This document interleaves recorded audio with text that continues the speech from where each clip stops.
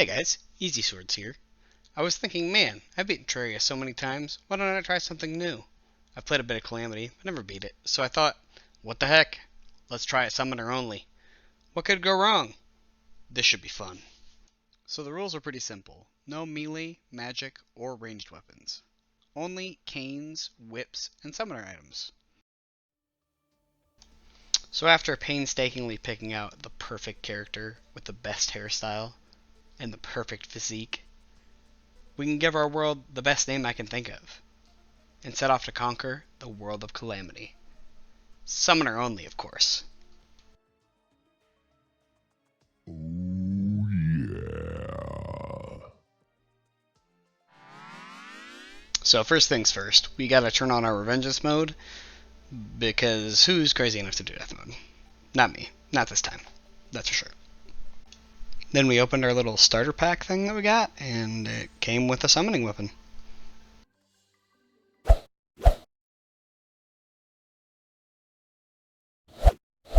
We also found a piece of Calamity lore. The tombs of the dragons stir.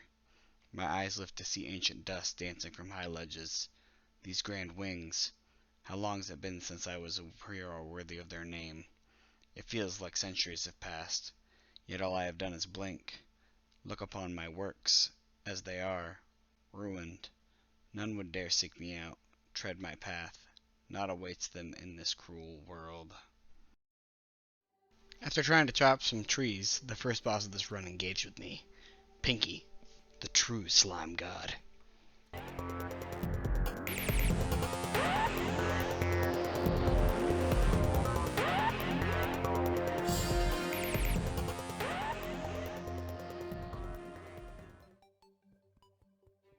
So after dealing with Pinky and building a really cool, not lame house, we set out to gather some treasure and ore. And definitely don't rage and die a lot. Definitely not that. Oh, come on! Ah! Oh my god! Please! After my rage-induced aneurysm subsided, we found a couple chests and a pretty cool outfit, if I do say so myself. I will become the strongest fairy in all the land.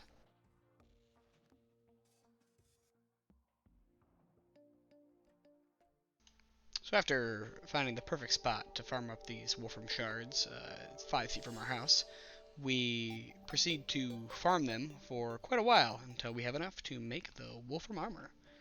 Looking like the coolest robo-pimp that I've ever seen.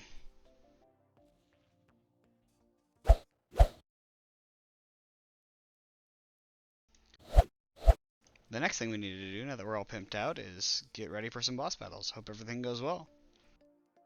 Why? We collect some more loot and get a few more life crystals, and then we're punished. Ever daring to think we would have something nice. But we eventually do get what's rightfully ours. Okay, well played, Ghost. So after thinking about it, we needed to get a couple more upgrades before we fought our first boss, considering it is Master Mode Revengeance. So we got some more chests here, and some more life crystals, and I was punished a couple times by dying. And then we made our way to the jungle, which was our toughest challenge yet. Grinding for drops is fun and all. The best part is when you don't get anything good, of course. The Staff of Regrowth is a nice bonus.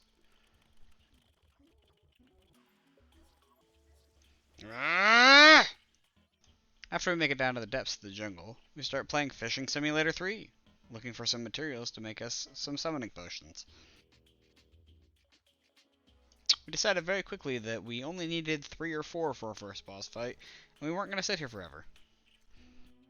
Next thing on our list is the Snapthorn, our first whip we're going to be picking up, and our first melee weapon of the run, and my first chance to call myself Whip Daddy, for completely normal reasons, of course. We pick up a couple of accessories as well that are big upgrades from us having nothing. So now that we've made it back from the jungle, we have everything we need to make the Snapthorn, and crown myself the very real and cool name of Whip Daddy. After we play around with the whip for a bit, I decided that I wanted to get a little overpowered for the first couple of bosses, because I knew the real challenge was yet to come.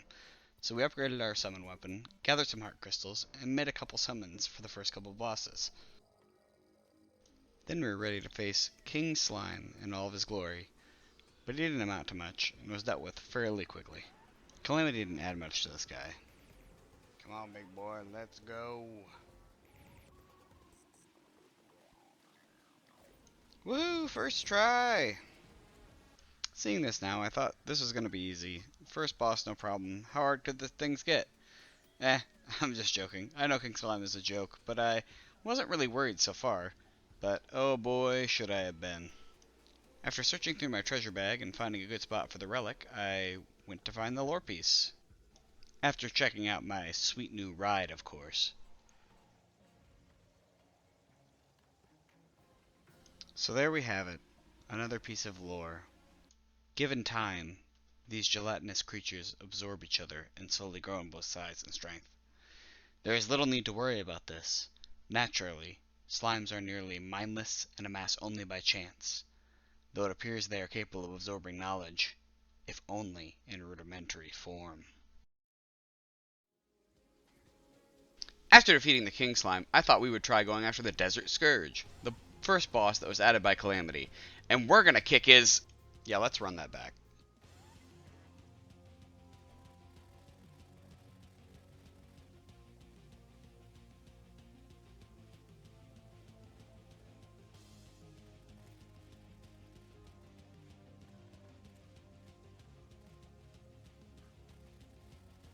This music is really good. I haven't used the Calamity music mod with this before. This boss track is freaking awesome.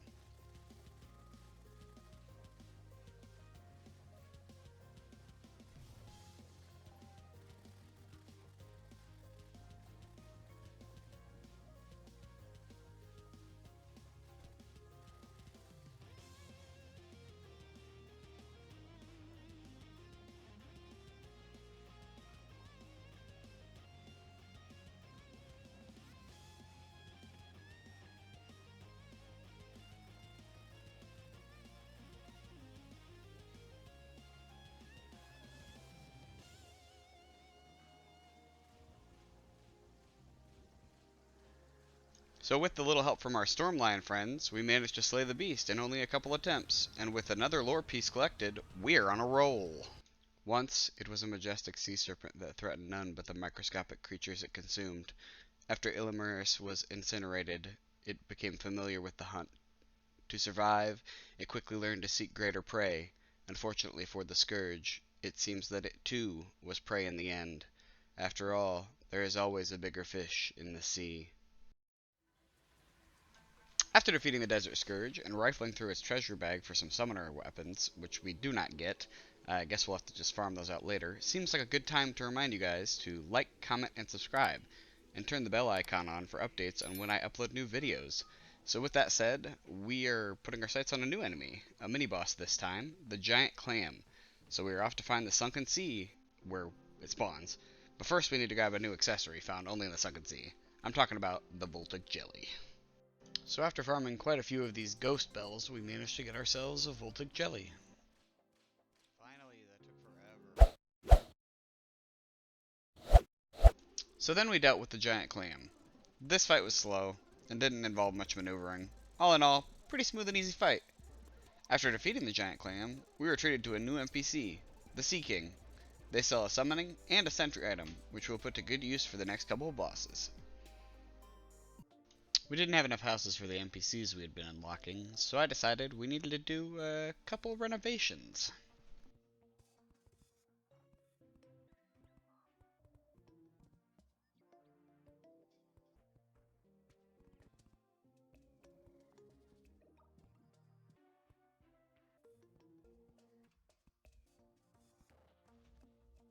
So we built some more rooms, and while we waited for them to move in, we farmed up some lenses and crafted a summoning item for the Eye of Cthulhu.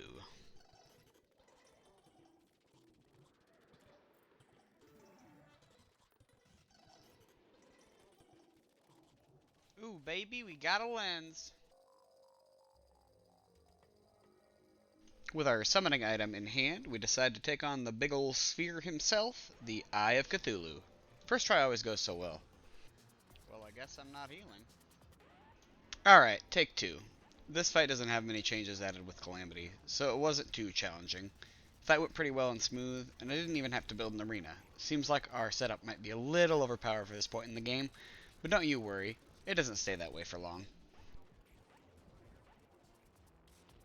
Woo! Another one down. Ooh, new lore. In ages past, heroes made names for themselves facing such monsters. Now they run rampant, spawning from vile influences left unchecked. They blend well with the horrific injustices of their forebears. Slaying one merely paves the way for dozens. Surely this does not concern you, either. So with the new NPCs moving in, we picked up a couple new weapons.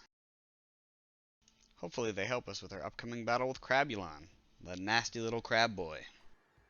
We had all the stuff to make his summoning item, so off to fight him we go. Wow, not even halfway. Attempt number 2 went much better, but there seems to be a pattern here with the first attempts, and it's only getting worse each boss, so I'm guessing we're in for a treat for the rest of the game. Crabulon is the second Calamity boss we are fighting, and his soundtrack is a banger, so I'll let you enjoy it while we whittle him down.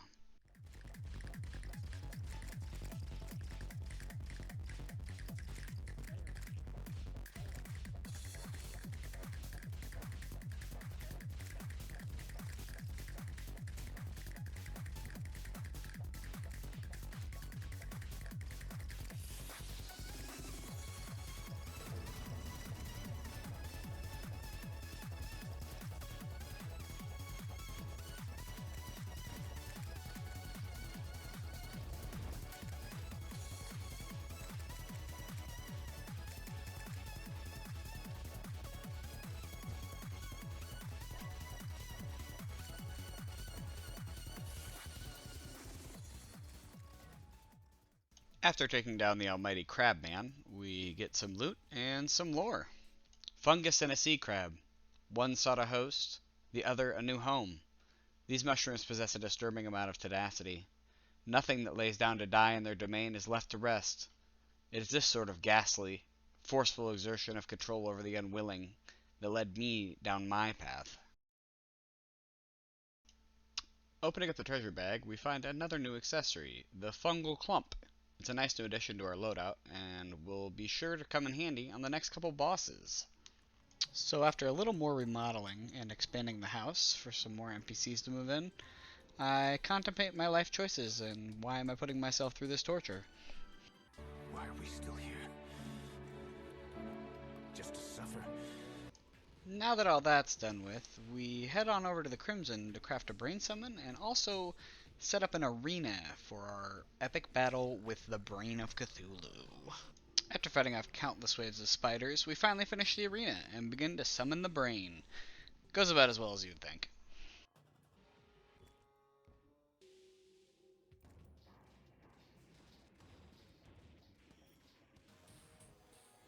It was so close!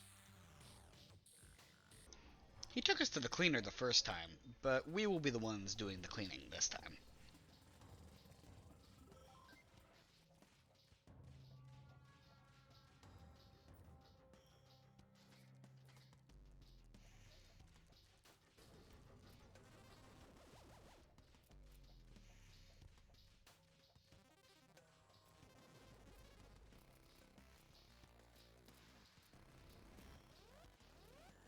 So a pretty simple fight overall. I don't think they added anything with Calamity on this one.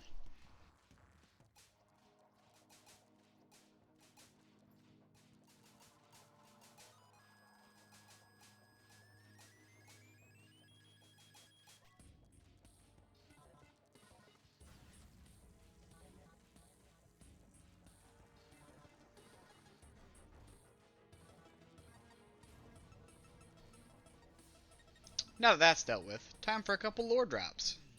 We got both the Crimson and the Brain of Cthulhu to read.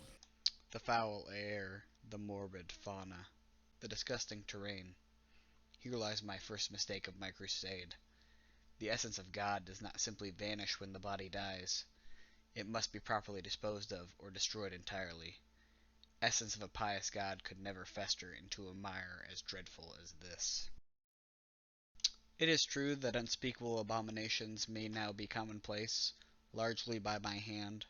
Though they always have been a product of the folly of the same gods would cull them in equal measure. My decimation of the falsely divine left many old horrors unconstrained, with new ones birthed every year.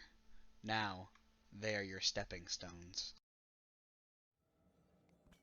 Now that we have access to the tissue samples, we made ourselves a new pickaxe, grabbed a hellforge, and went to town on some hellstone ore.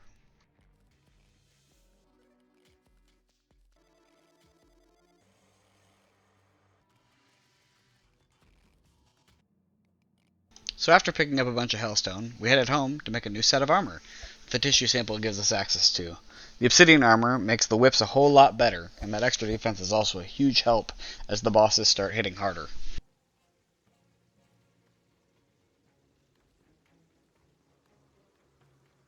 Check out that sick whip speed. We also got a new summoning weapon, the Scab Ripper. I think that ends the episode for this time. Wait, what's that?